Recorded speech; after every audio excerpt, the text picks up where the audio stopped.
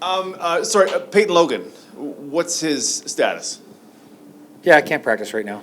We'll see what happens as we go along. Just Go- rehabbing. Sorry, going on one game, he's officially out for a week, your opening game?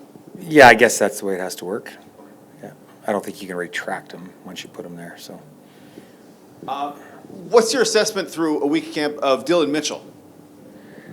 Yeah, learn a new system, tall guy, moves around well. I think with any of the guys that are coming into our building from another program, there's just a different way of doing things and a lot that they have to learn and new playbook, all those things. But yeah, I think all the guys we've signed are starting to move around and look different and starting to figure out how they fit. Could you expand on when a guy comes from a different building, that things are different? Is that just the playbook? Is that how it runs? Or can it be It's everything? all of it. It's all of it. It generally is all of it. Just even the day, how we go about our day, when we practice, how we meet.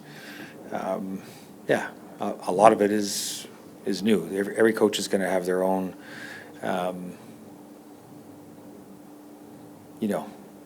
we're all going to have our own nuances in how we do things and how we expect things to go. It was a couple of days ago, James Vaughters had said he'd never seen a day that ended in a one-on-one contact drill, however he described it. It usually ends in team period, but we were in a hitting drill. He's like, I've never seen that before. Yeah. It's all right. Trying something new. Why so? Why? Just to keep things interesting.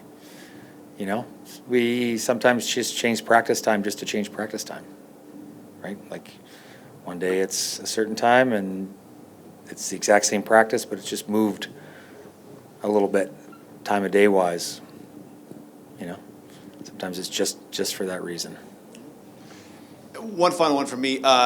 Reddick Ramsey, what makes him so good, so important in your team? Ooh. Extremely competitive, highly intelligent, overall fierceness. Like he is got this relentless pursuit for knowledge and winning, and he just displays it all the time, right? It's not just about competition for him. He wants to compete, but he wants to win, and he wants to win every little thing. Was that apparent from his pre-draft? What you knew about him before? Yeah, draft? he played football the right way, and it was pretty evident to us that when he was on the field, he was always looking to make a difference. Coach, I was talking to Nick Adair, and he's kind of comparing being a first-year receiver, and he's talking about how everybody kind of felt like learning the playbook and learning everything here is like drinking water out of a fire hose. That's the analogy he used. I'm just curious, what do you tell the guys, those kind of younger guys, especially when there are only so many opportunities to kind of make that play in practice? Like, what do you tell them? Yeah, I don't know that you need to spend a lot of time talking about it. Like, I don't have a canned speech in rookie camp as to what they have to do, or I think they understand. I mean, plus at that position, you want to catch the football and you want to make the plays. So telling them to go out there and make plays is something that they're already going to do. They plan on that, right?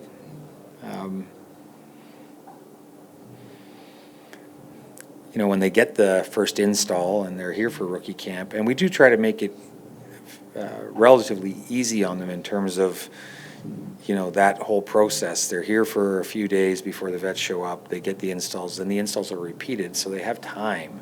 And rookie camp, there's not as big a draw on their time as there is once the main camp rolls around. So they do have a fair bit of time if they use it wisely to be prepared to compete. I don't know, just tell them that. Just figure out how to be a pro quickly, right?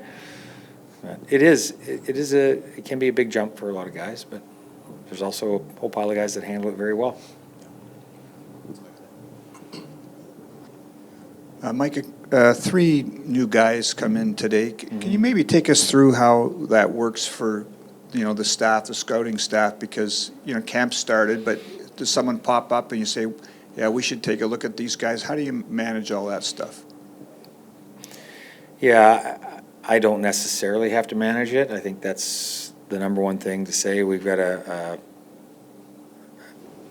very experienced group of guys, and they may be new as a group together here with us, but they've all worked in the CFL for a pile of years and have a ton of experience. So, and then invariably, like you said, they have a list of guys that they're always talking to that they like or that are on our neg list, and just guys become available at different times. And so it may seem like it's not great to bring a guy in after 6 days of camp and he missed rookie camp. They don't have that foundation, but depending on the position and the guy, they can pick things up very quickly. And the coaches understand that they've got to have some sort of structure put in place so a new guy can learn and quickly take the field and not be totally out of place. So, that department's job is to look to make us better all the time. So there's only a certain amount of moves you can make in training camp. I don't know what the limit is, 12 or whatever it is. So when these guys become available and they think it's a good move, then we discuss it and make it happen. Yeah, so if the scouting staff has a receiver, for example, that they say, hey, this guy's pretty good, but the receivers coach says, we're kind of stacked here. I don't think we need anybody. How is that part of the discussion? There's a whole discussion that takes place. With receiver, it's interesting. There's a lot of times where you lose receivers throughout camp due to injury, so you always have to have a ready list of guys that can jump in. And then the other side of that is the receiver would be the spot where it takes them a lot longer to get up to speed. So as camp goes on, it's really hard for a guy to come in really late and then jump into a game. It's unfair to everybody, but sometimes it has to happen. One more on that, because is it different camp versus season? Because this is the window to really look at guys, and at some point you kind of have to. You never stop looking, right? Mm-hmm. But Well, the coaches and the different areas work differently, right? The personnel department, their job is to always be looking, right? And the coach's job is to always be coaching. So somewhere in between, we meet, have discussions, and see how everything would fit and the timing of decisions. tomorrow will be officially a week of training camp, main camp. Are you starting to see guys pop out and separation in certain positions? I think that happens every day, and it's when guys can string 4 or 5 days together that you catch yourself noticing them over and over and over again. I think that's how guys separate.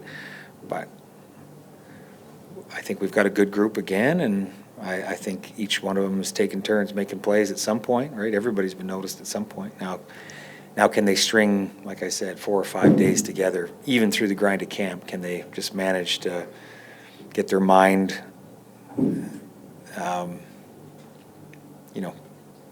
figure out a way to get their mind and body working together in camp? Right? It's long, and we put them through the paces. So if they can keep making plays as camp goes on, it's good for them, obviously.